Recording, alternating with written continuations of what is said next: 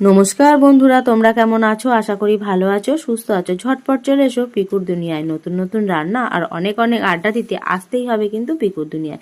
এই রান্নাটা কে কে জানো অবশ্যই আমায় কমেন্ট বক্সে জানিও। আমি কিন্তু নতুন শিখলাম, আমাকে শিখিয়েছে শাওলি কথা। এর জন্য ওকে অনেক অনেক ধন্যবাদ এই রান্নাটা শিখিয়ে দেওয়ার জন্য। এই রান্নাটা খুব সামান্য উপকরণেই করা যায়। যেমন এর মধ্যে লাগে সজনে ফুল, একটা বেগুন, বড় সাইজের একটা বেগুন, 3-4টে লঙ্কা আর সর্ষের তেল, কালো জিরে। ব্যাস এই কটা হলে পরে রান্না কিন্তু করা খুব সহজ। এই দেখো কড়াইয়ের মধ্যে সরষের তেল গরম করে নিয়েছি, এর মধ্যেই কালো জিরে ফোড়ন দিয়ে দিয়েছি। এবার চিড়ে রাখা কাঁচা লঙ্কাগুলোও আমি অ্যাড করেছি। এবার পরিমাণ মতন যে পেঁয়াজ আর কাঁচা লঙ্কা কুচি করে রেখেছিলাম সেগুলোও আমি দিয়ে নেবো।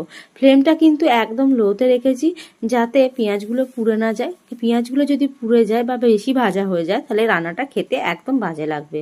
সেই জন্যই আমি পেঁয়াজগুলো যাতে আধ ভাজা থাকে সেই জন্য একদম ফ্লেমটাকে লোতে রেখেছি যাতে রান্নার টেস্ট অনেক গুণ বেড়ে যায়।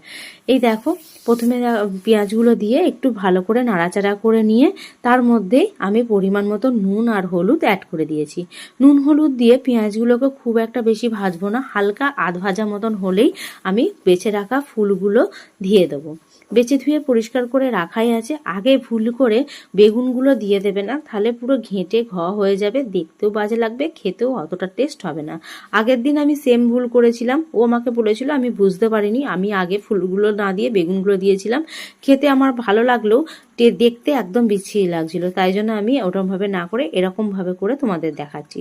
এই দেখো ফুলগুলো দিয়ে দিলাম।